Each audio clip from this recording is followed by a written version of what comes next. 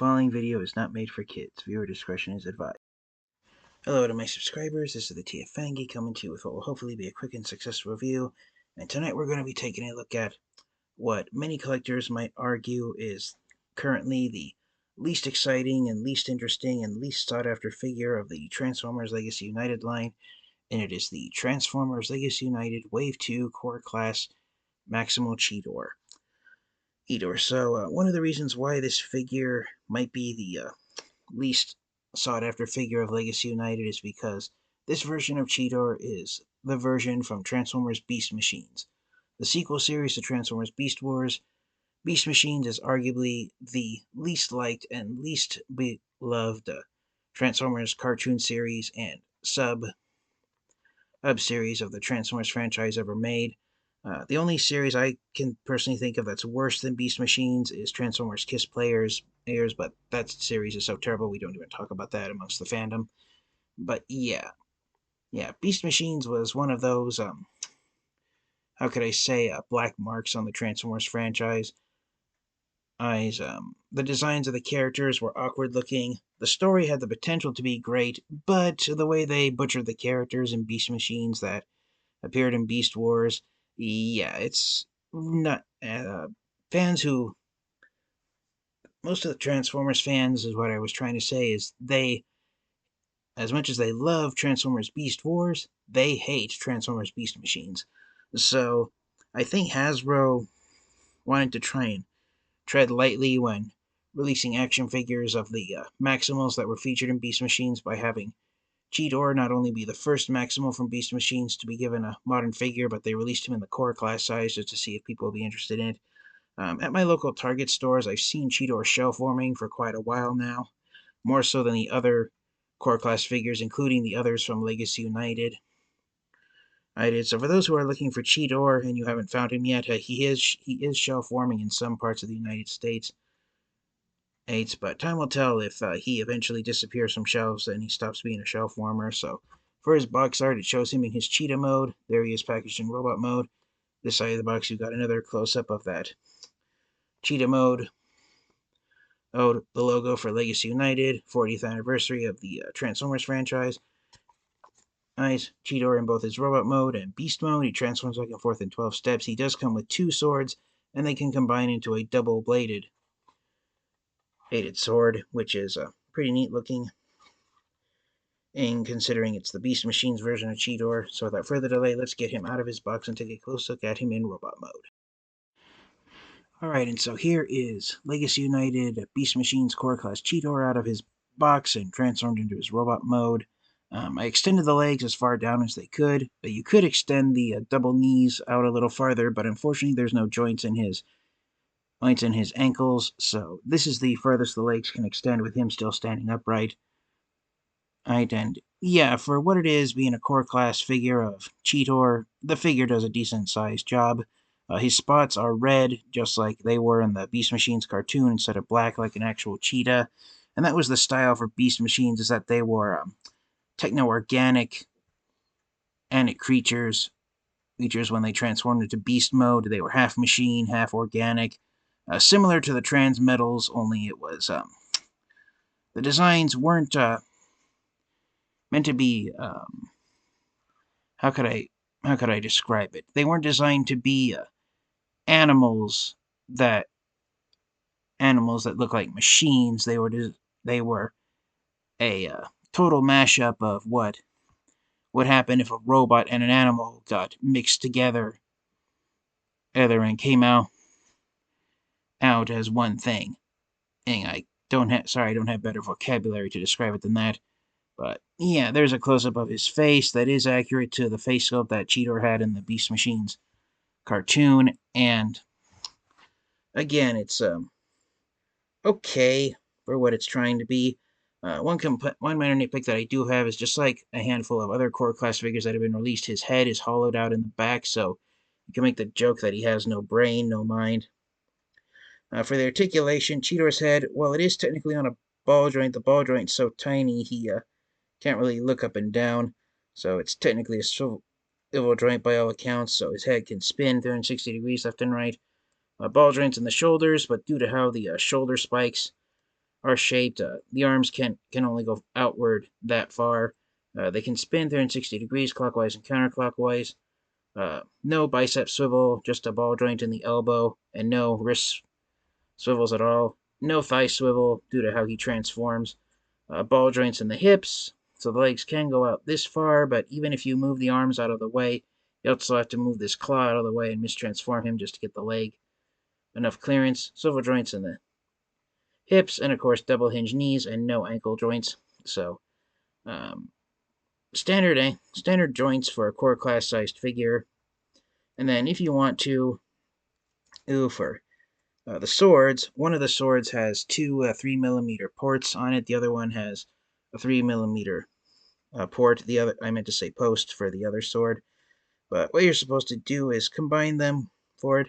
On the back of the box, it shows that you can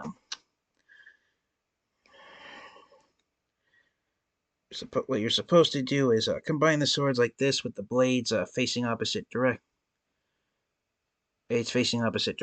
I don't know if there are any swords like this that exist in real life. If there are, I apologize for not knowing what they're called. But unfortunately, the way Cheetor's arm sits, to have the blade pointing, to have the double bladed sword pointing forward, you have to twist Cheetor's arm to the side, and the elbow joint is hindered. So the best angle to get Cheetor having the double bladed sword pointing forward is having it like this. So the double blade sword, while it is a fun little gimmick to have, it's not the best, as then it doesn't really work with the articulation limits on the joints. The swords are, there are square-shaped pegs on the inside of the shoulders, so if you want to have Cheetor remain unarmed, you can insert the swords here on the interior of his shoulders, and right out of the box they are a little tough to insert, but if you want to have Cheetor just not have any weapons and just have him going into battle against the Vehicons, which were the Maximals enemies in Beast Machines, then there's the sword attached to the shoulder joints, but it limits the articulation even further since it makes the shoulder spikes even bulkier.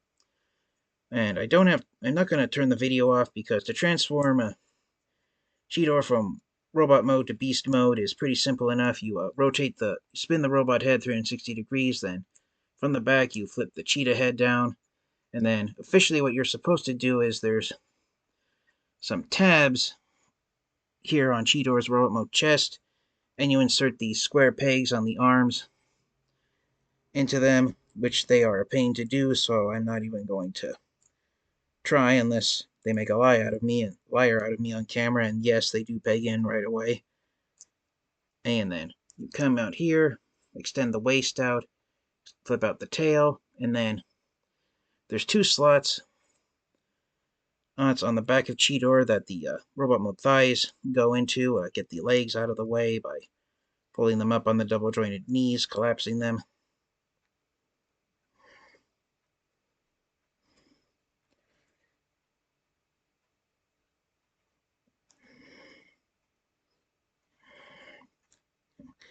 And then straighten the legs out.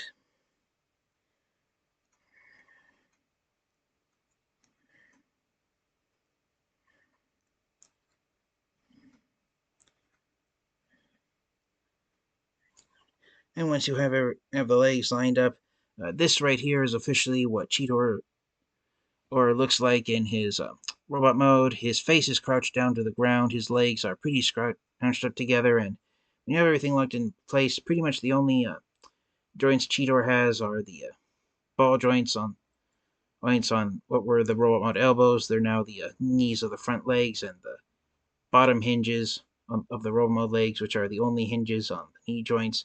But if you wanted to, you could detach the legs from the square pegs and have them give Cheetor a little more leg articulation. And again, the swords, you can leave them on and it doesn't hinder the transformation at all. But yeah, that's Cheetor in his beast mode. And if you want him looking forward, it's just a matter of unfortunately, there is a locking mechanism on here, so the farthest you can push up Cheetor's head without the locking mechanism getting in the way is up that far. Or so. Again, there's a close up of his cheetah head. And so, as I said, it's not the best core class figure ever, but considering the fact that it's from Transformers Beast Machines, one of the all-time worst cartoon series, at least Hasbro and Cartomy were somewhat interested enough in the Beast Machines version of Cheetor that they decided to launch this figure. In the original Beast Wars line, Cheetor had got the opposite treatment, and he actually got now an action figure in a now defunct size class that was known as Supreme Class. As back during Beast Machines, Supreme Class Transformers were the equivalent of Commander class size Transformers back in the day, and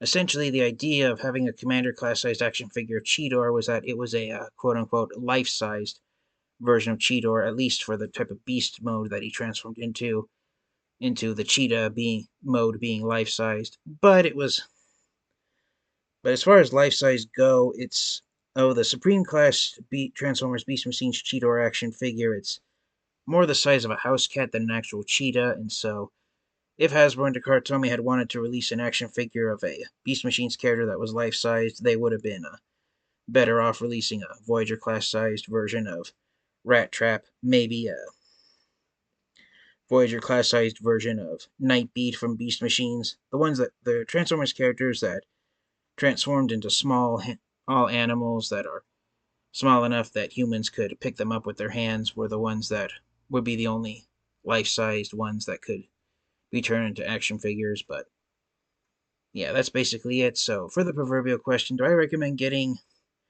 a Legacy United Core Class Beast Machines Cheetor and adding him to your Transformers collection? I only recommend getting him if you want to go completist on the Legacy United line and if you're a fan of Cheetor and the Maximals. But if you're not interested in going completist on Legacy United and you don't enjoy Transformers Beast Machines and you don't really like the way Cheetor looks in both robot mode and beast mode, then this figure can be an easy pass. And as I said at the start of the review, he is currently shelf warming in my area of the United States. But if you want to give the figure a chance, then it's not the worst core class action figure in my opinion. But it is unfortunately not one of the greatest. But considering what Hasbro and Cartomy had to work with, it did turn out pretty good. So thank you guys all so much. This has been the TFN Geek, and until next time, you guys, stay safe, stay healthy. Please like, comment, and subscribe. And until next time, you guys, transform and roll out. Goodbye, everyone.